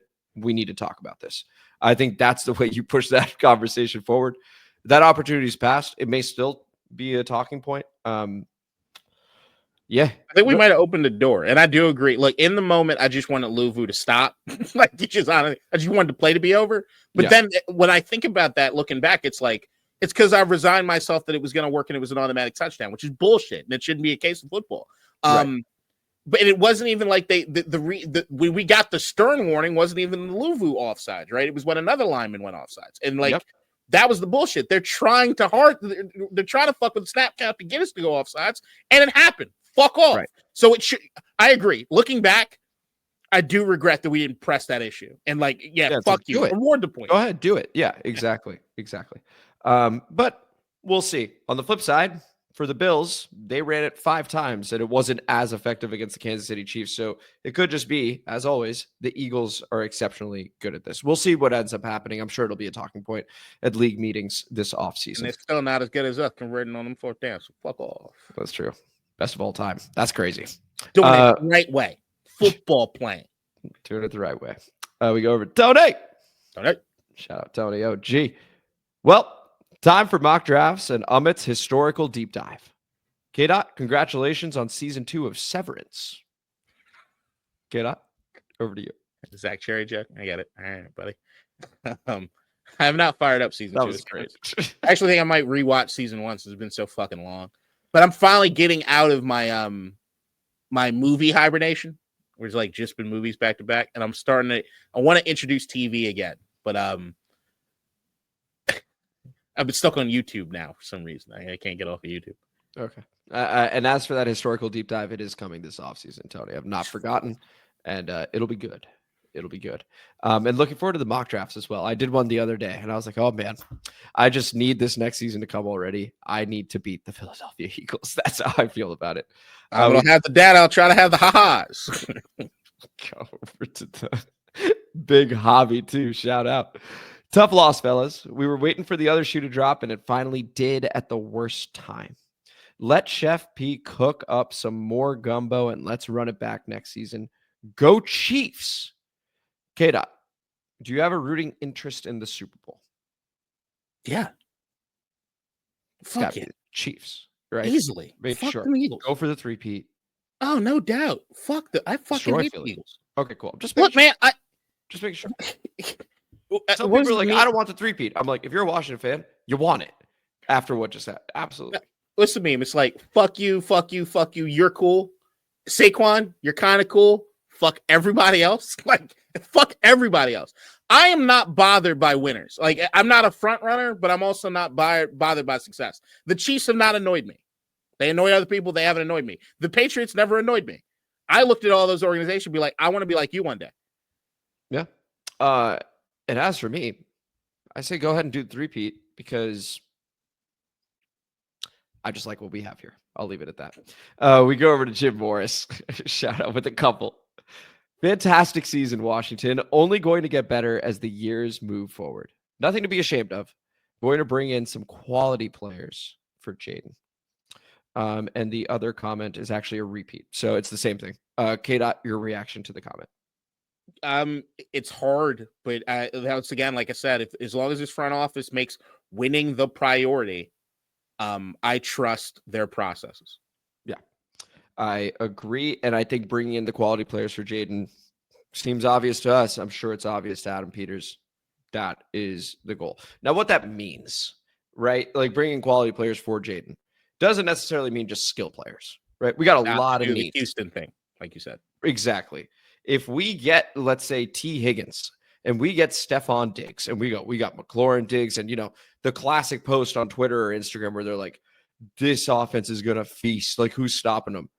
Literally any defensive lineman, if that's how we invest our resources. Okay. So it's very, very important that you even saw it with the Bills, actually. They trade away Stephon Diggs. They invest more in the offensive line. They get to the AFC Championship game. The Chiefs, Trey Smith, we were just talking about. By the way, fun fact on Trey Smith. Taken in the 6th round of the 2021 draft. One pick prior, we took Cameron Cheeseman. I like his name. Yeah, nice name. We go over to Semper Media. Shout out. Have really enjoyed these podcasts all season. Y'all work really well together, and I love K-Dot and the humor he brings, plus his football knowledge. I really hope the 2025 season finishes what the 2024 season started, and I appreciate you both for the great content. Hail to the Redskins. Fight for old DC. # raise hail. Appreciate the comment there, Semper. K-Dot, your reaction. Thoroughly appreciate the comment. I like a little glazing every once in a while. Yeah, no, it's nice to have. It's nice to have. I appreciate you. And then, of course, on the flip side of winning is losing. And here is Dominique Fowler, who seems to be an Eagles fan. Oh. Came here to see the crying. LMAO, a lot of O's after that. That's the difference between Jalen Hurts getting 4 turnovers and Kenny Pickett getting 4 turnovers, referring to what do they do with the 4 turnovers. So, of course, the Philadelphia Eagles this time around with those 4 turnovers, 28 points. Yep. Scored all of them. So that's what Dominique's referring to there. K-Dot, your reaction. Fuck off. Hope you lose by 100. Yeah, no shit. But the actually that reminded me of something somebody said a little earlier, which was the waiting for the other shoe to drop. Yeah, and Anthony Gardino. No, I'm sorry. It was Big Hobby. Go ahead. When I was watching the All 22, you remember there's all season long I've been like, Jayden's gonna have a rookie game. Like, this is supposed to happen. This is supposed to happen. The talent discrepancy. Look at all the playoffs and everything. Everything in that Eagles game showed me the other shoe would drop, except for the turnovers. The turnovers to me are like that's the fuck. Like that to me is just the what the fuck. Like everything else, like you could see the talent discrepancy, you could see a lot of other shit. They weren't playing their best. It was gonna be really, really hard. And it all looked that to me looked like it. Like seeing the talent discrepancy between the two teams, like that looked like it. And if we had lost on those merits, we lost on those merits. The turnovers is where I look at everybody that was involved in any of them, and I'm kind of like, if you were on that unrestricted free agent list, I ain't got a lot of love for you right now. For me, really honest. Seriously, and it, to Dominique's point, right? And to your point, K-Dot, that talent discrepancy, we actually saw it in the first quarter of the second game against the Philadelphia Eagles, where they came out of the gates, real hot, and you're like, man. Both sides of the trenches, which was also the day we found out Jayden Daniels was special. And I think Kenny Pickett had a little something to do with it by not being as effective, let's say, as Jalen Hurts. But that's when we found out Jayden against that defense, it's possible, right? So we definitely have our guy. We already knew that, but like exclamation point on it. If anyone, maybe Jim Sleazy had a little bit of doubt, for example, now gone. And we're like, all right, we got a guy. What'd you say? Jim Sleazy's gone. He's not in this comment mail, but I'm sure he'll be back though. He's gone. Let's just move on. We go to B Wheeler. Shout out. Too many fumbles. Didn't allow the rookie to work his magic. Those turnovers gave Eagles a short field and put our defense back out there over and over. 3 thumbs up on that one, K-Dot. Your reaction? Yeah. Honest to God. I mean, the fact that the score was even, 34-23? Near the end of the third quarter, and we had the ball, despite 2 turnovers up until that point. Like, it was like, man. And then we were driving. Anyway. And then the Eckler fumble. Vidno. Shout out Vidno. OG. And Dow. Remember, Washington fans, the way I read that was so wrong. Hold on. Remember, Washington fans, we have the best QB in the division, and who knows who wants to play for this team next year. K-Dot, you had mentioned the term ring chasing in reference to Zach Martin. And it's got to be said that we are now a destination. There have been reports about it. It's not just us saying it, that this is now a destination for veterans that want to be able to play with a guy like Jayden. You're in the NFC.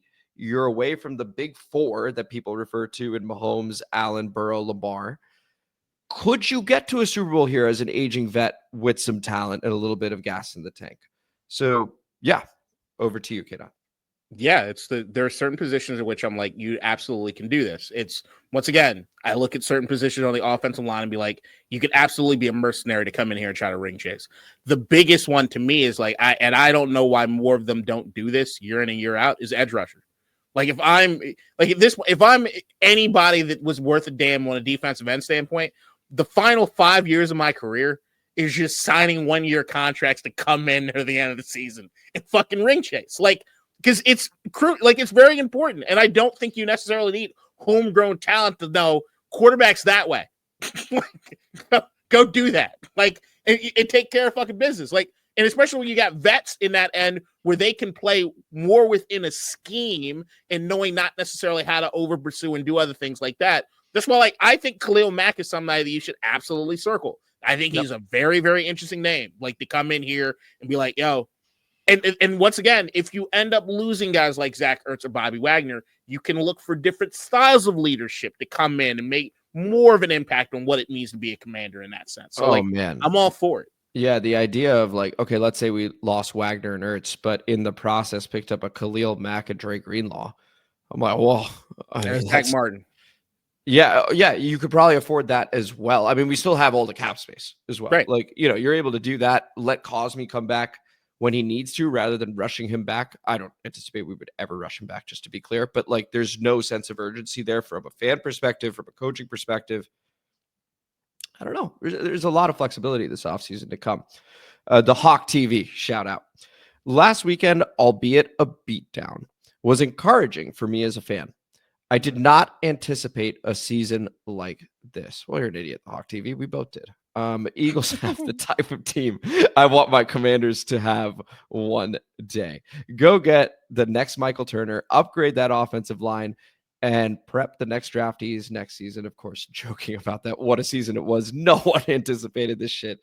It was awesome. K-Dot, your reaction to the comment. That Philadelphia team has talent I'd like to see here. Nothing else.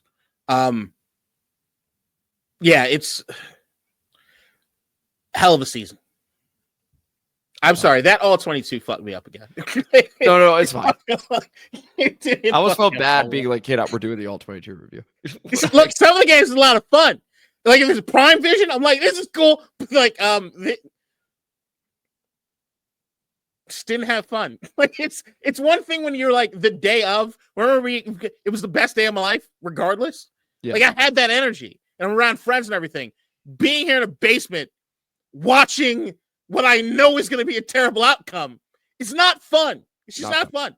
Not fun. We get over to, I want to make sure I'm reading this correctly. Oh, there's another from Hawk TV, and then we'll get to Bet Boy to NYC. Okay.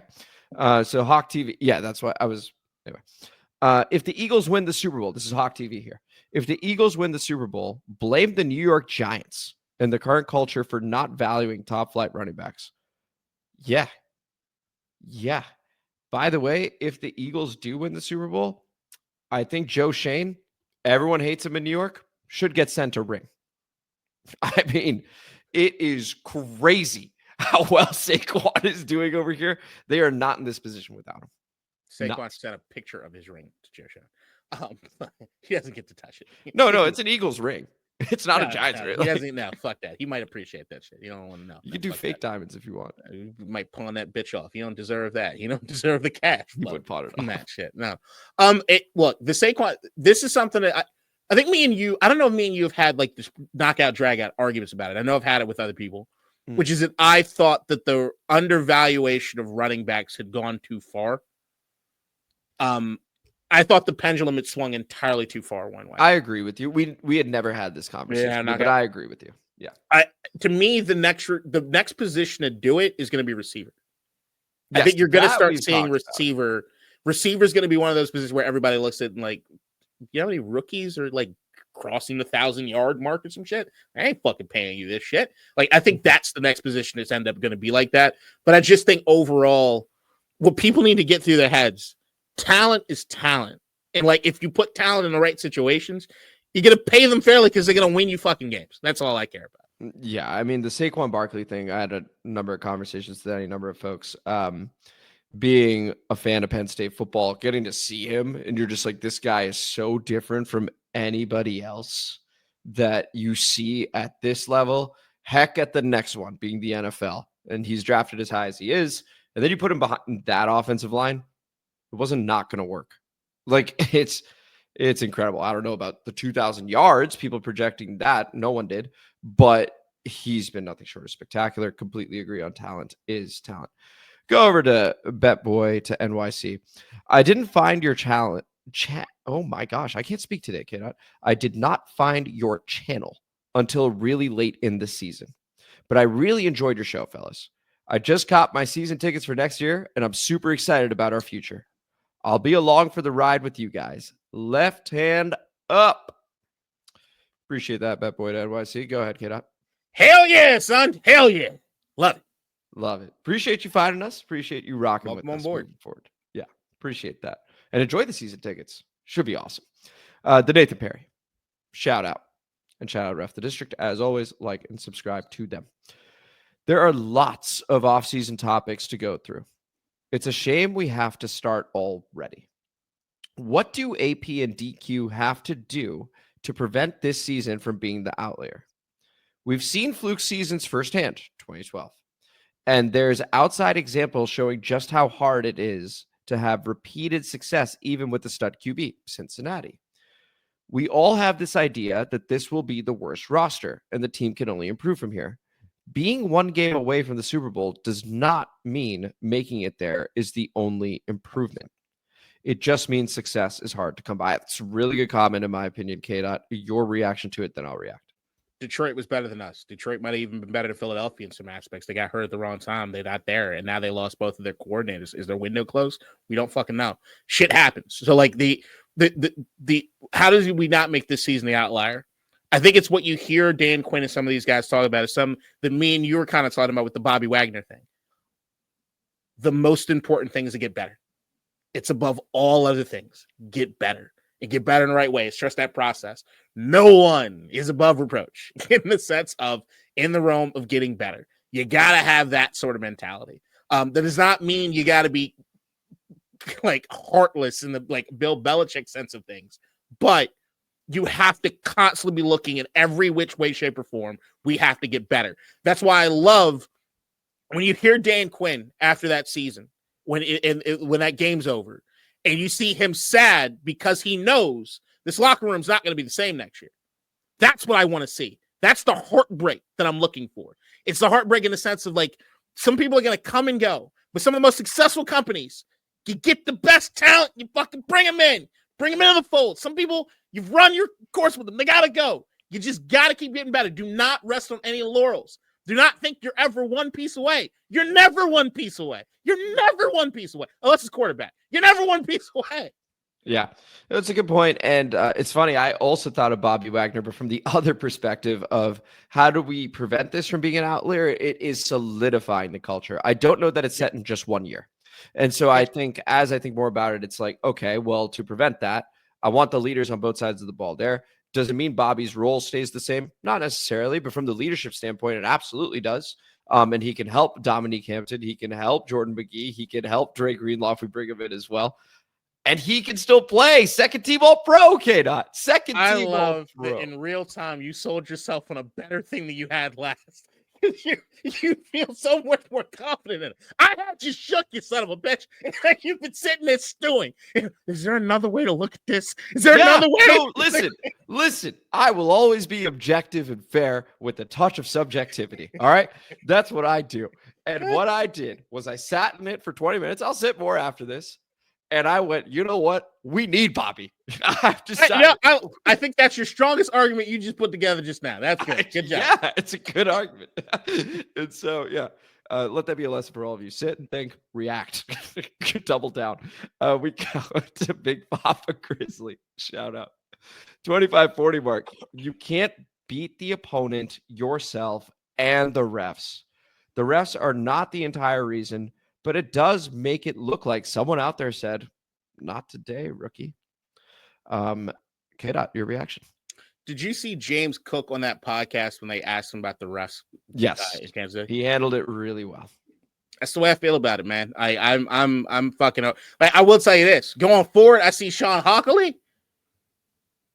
Oh, yeah. We got problems. We got problems. But overall, like, I still think of it like if I was a player, would I want to hear anybody making excuses about the refs? Nah, man, I'd feel bad about that. I don't like. I might feel a certain way, but I don't want anybody saying that shit. And like, yeah, just once again, the refs did not make things easier. They didn't, but it's not. They are not the reason we lost. The one call that I will entertain from the refs changed the game. And there is one, is the 4th and 5 where Saquon holds Luvu. Now, I will say this, that holding happens on just about every play. We're told that. We see it. But for that one to be missed right down the barrel, right next to Jalen Hurts, that does hurt. And it was 14-12 at the time when that throw was made to A.J. Brown down the sideline. If that's 4th and 15 and we get the ball back, do we fumble 6 more times? Yeah, baby. Probably. The talent discrepancy still exists. But I will entertain the referee conversation on that call. The other ones, I don't know. Like, I would say pick one and go with it. Otherwise, like K-Dot said, fumbles, let me ask you a question. Talent discrepancy. Yeah, go ahead. Let me ask you a quick question.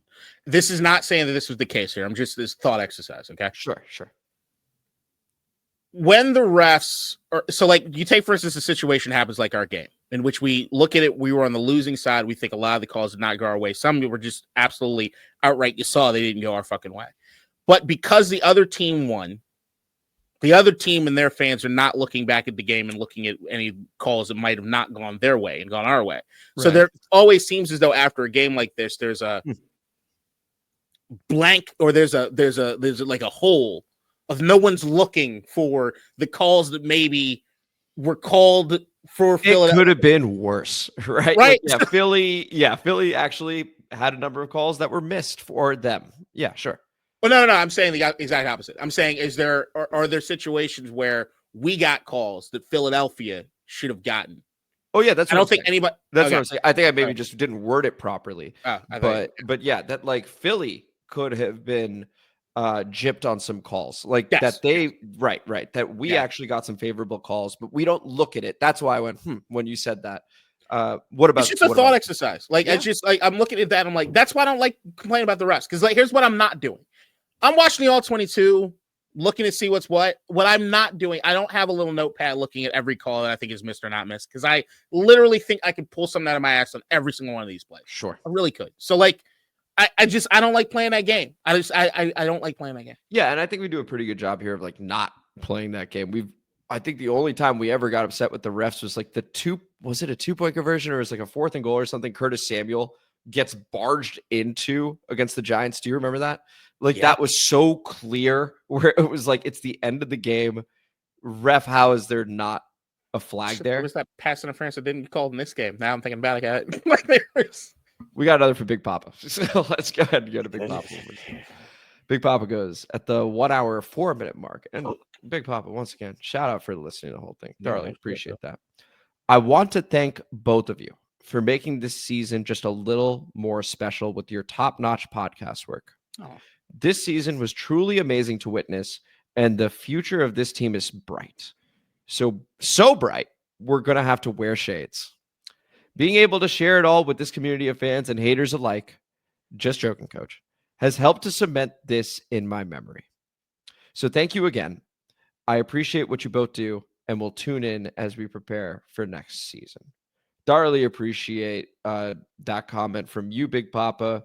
We've had a couple comments saying thank you guys for the work that you've done, and we thoroughly appreciate it, guys, and love doing it. So we're going to continue doing it, and just thank you for the kudos as well. It means a lot to us. Go ahead, kiddo.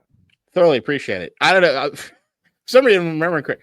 We had more views technically in the off season this year than we did in the regular season. We could blow up. Yeah. We could blow up now. So like, thank you. Stick with us. And welcome. Stick with it. It It's looks still like we might have shit. some new people. Yeah. The Commanders might not be playing, but you still shit his shit. 100%. Well, because I rewatched some of our, I was curious about that, right? Like, we have so many more views on this. Did we do anything different? I think the answer is no, just to be clear. It's the topics. It's the topics. A lot of optimism. We've got the number 2 pick, which quarterback, like a lot of it was that. New I also think we deep dive in the offseason more than other podcasts do. Oh, big time. I think they're usually talking about whatever it is that they're talking about on ESPN or one of like the big things. And we still stay Commanders focused, Commander centric. Commanders focused, Commander centric, and willing to go against popular opinion. Mm-hmm.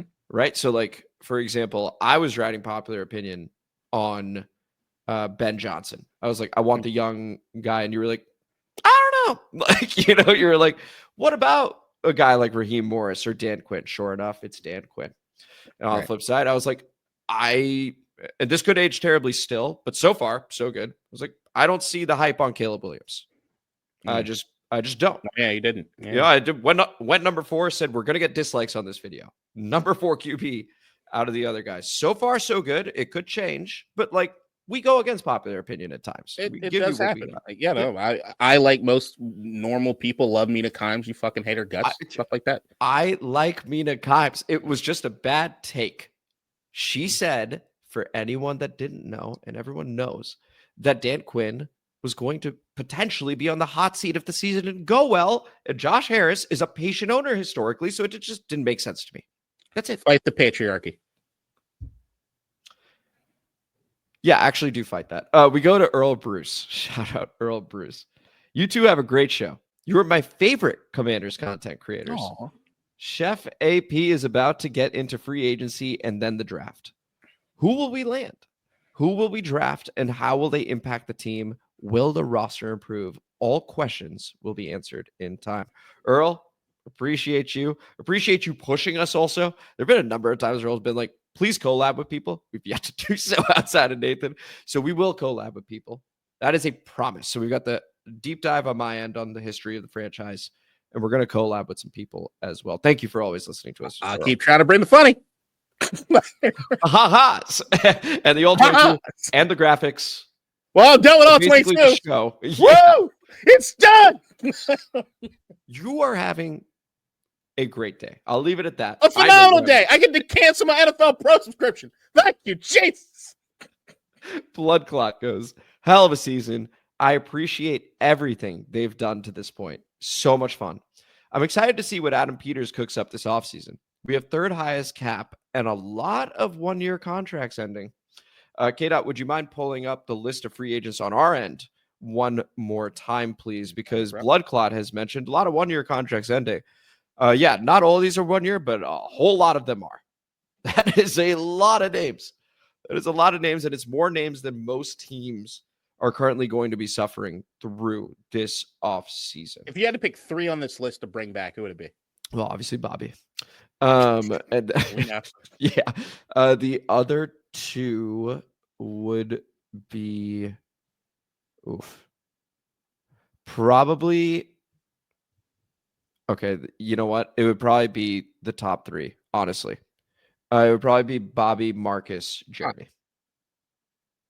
Oh my God, Tressway's there. Sorry, Tressway. Yeah, I don't know what the fuck. Yeah, I missed that one. Holy shit. Nope, Tressway.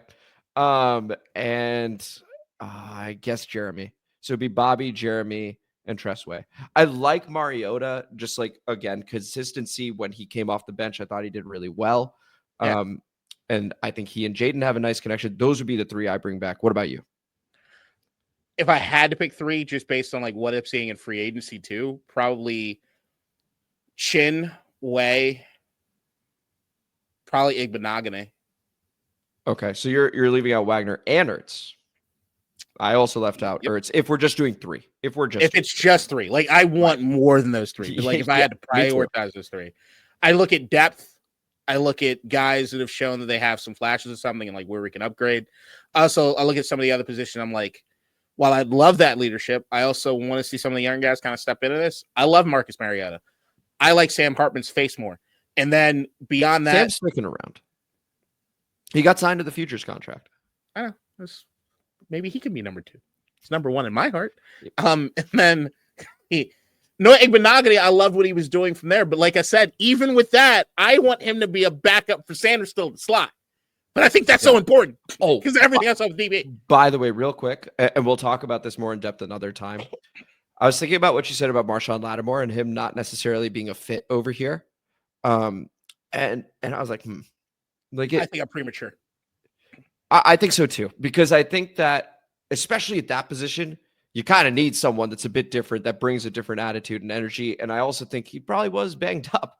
I mean, he was on the injury report 90% of the time he was here. Then give him an offseason.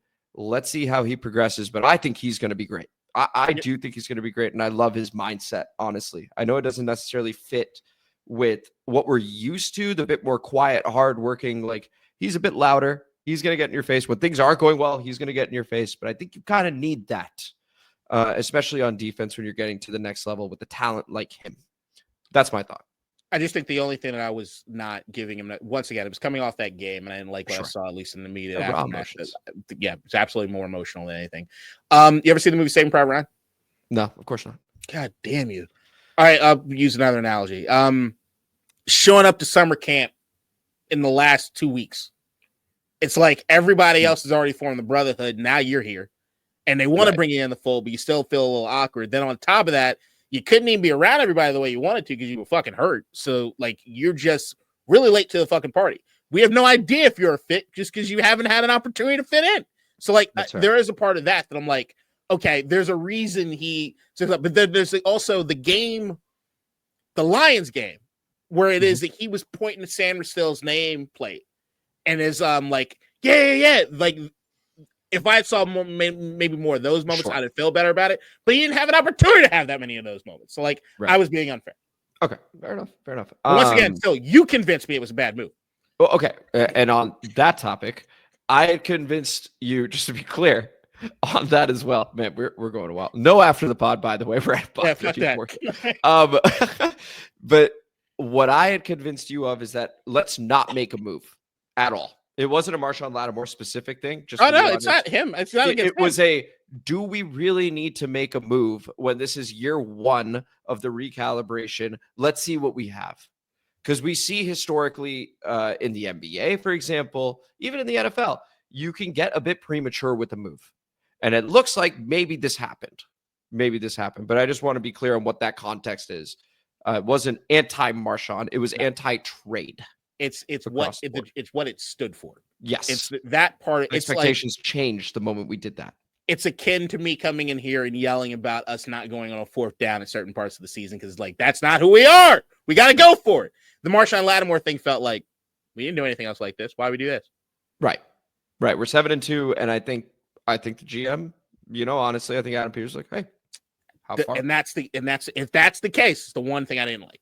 And that's fair. I think that's totally fair. I think a lot of fans also feel that way too, especially with the results of the Marshawn Lattimore season. So we go over to Paul Murray. Shout out. Starting my season reminiscing early. Watching game one again today. RG3's first season was too bittersweet. So the last time I could look back on a season really fondly, Mark Rippon was quarterback, which really speaks to the point that, man, it's been tough.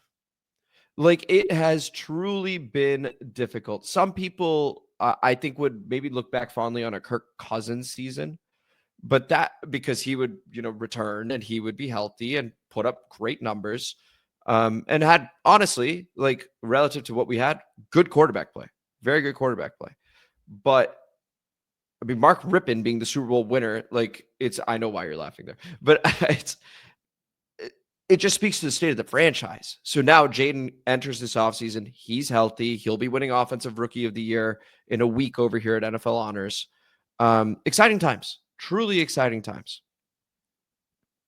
Brad Johnson was good. He was good. And then he went to Tampa. And won a Super Bowl. Yeah. But we didn't get time to really reminisce, right? We weren't like, oh, Brad Johnson, like, cool. He was gone. I think I reminisce more personally because that was when I was going to games a lot to begin with and stuff. I remember those the Terry Allen. You remember Terry Allen? Of course, I remember Terry Allen. Yeah, it was like that era. I guess I look back fondly on. But that's the thing. I look back on any of these things. I look back fondly on, and I'm kind of like false hope. I like the guys, but we weren't going to go anywhere. Yeah. Still, like, my favorite player probably of the last 25 years is Mike Sellers. Sellers. I love Stephen Davis. I love Stephen Davis. Yeah, that's the other thing is, like, I look back at a lot of this shit because another thing, if you really look at the 90s, we had a lot of quarterbacks that actually were worth a damn that came through here and then went off to do other things. Like Rich Gannon was here, like Brad Johnson. And when I was saying Trent Green was here, yeah, right. Trent Green, Trent Green was here. Yep. All of those guys went on to have like colossal success other places. So it's like, so before it was coaches, it was quarterbers. I can't even. I'm not even blaming Dan Snyder for some of that shit because that's pre Dan Snyder for some of that. So like, it's there was some shit was kind of going on. Yeah, Heath Schuler and Jeff George just didn't work out. Yep, Hostetler as well. There's some names.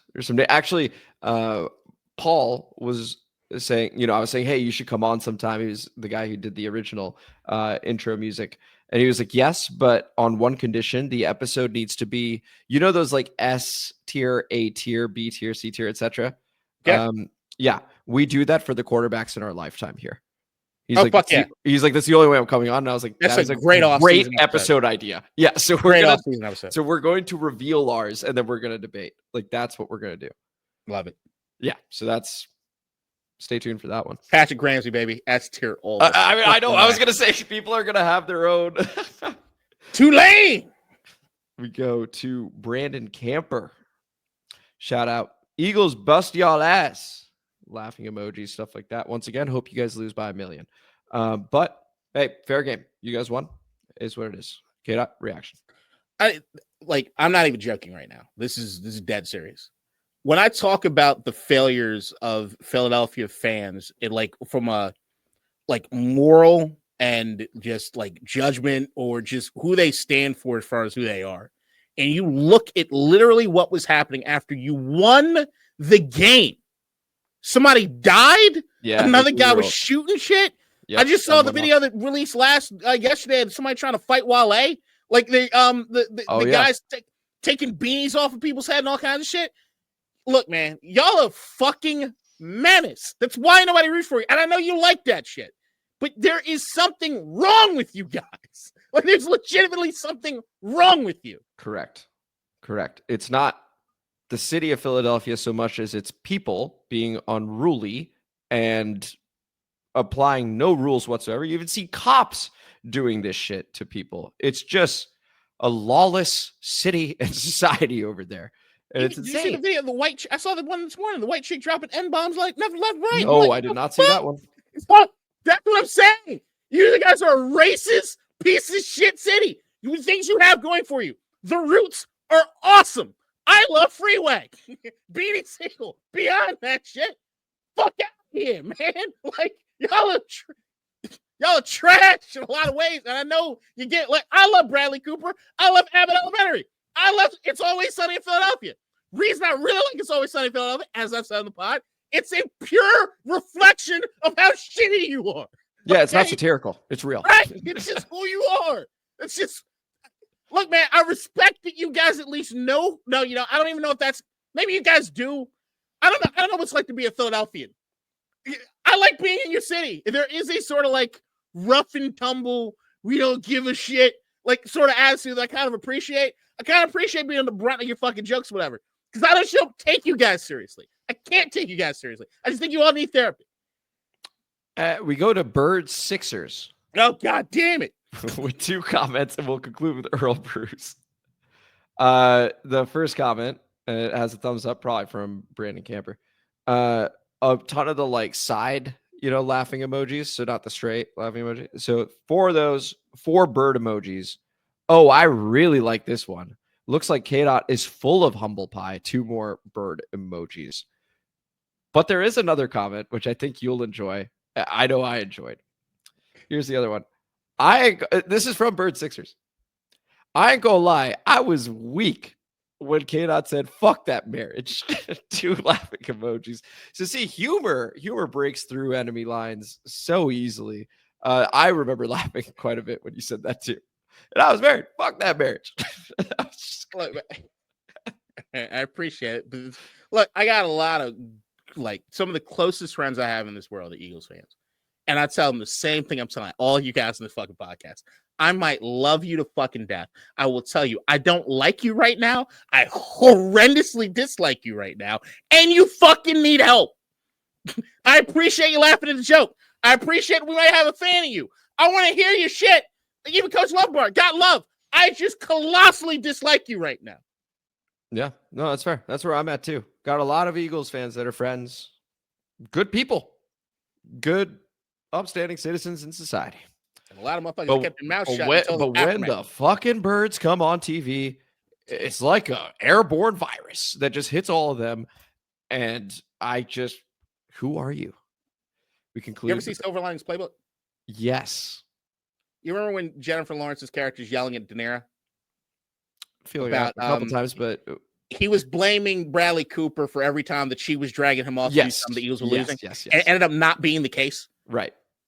That's you guys. Okay, you're just nonsensical and dumb. And so anyway, but you think you got fly Eagles fly? Fuck off, man. Fuck off. This is a bit of a milestone. Is that the first time you said, "Have you ever seen this movie?" And I said yes. There might be. We've been doing this for a while. So I just saying, we conclude with Earl Bruce with some good news. By the way, Tress is 3 for 3 passing on fake punts. Gotta be known. Maybe we had the quarterback here the whole time. Yeah. Did you hear Will Compton talk about him? How he's like the most athletic, the best athlete. Yeah. I'm saying, man, that pass was butter, baby. It was fucking butter. Like nothing phases Tress. I just want to see him. I want to see us unlock more Tress. There is an element of like, when you hear, like Pat McAfee was the fun punter. He was the one in Indianapolis they would like try shit with. I do think get Larry Izzo in his bag and let's try some shit. I think we can try more shit with Tress. Okay, I'm down. Especially if we have a nice record early on. It's like, you know what? Just go ahead and do this thing. Just do this thing. Just do it. Take it. And a friendly reminder to our Baltimore friends, Tressway is a good person on special teams. This was the show. This was District Divided, a DC sports podcast, more specifically, a Washington Commanders podcast. Thank you guys so much for listening to today's episode, which was episode 1 of the Commanders offseason. And if it's anything like this, I think it's entertaining. That's K-Dot. And if you enjoyed, please like the video, subscribe to the channel, hit the notification bell, comment as you always do, and K-Dot. Put money on the Chiefs. Fuck the Eagles. Fuck the Birds. And it's shit. Off-season edition. Shit. Off-season's back, baby. If we're going to have some fun. And stick around with us. We appreciate it. So until then, enjoy your weekend, and we will see you next Friday, 2 p.m. All right? So, yeah, that sounds about right. Unless something crazy happens. So until then, see you later. Take it easy. Bye, everybody. In DC, we're just hoping that you listen.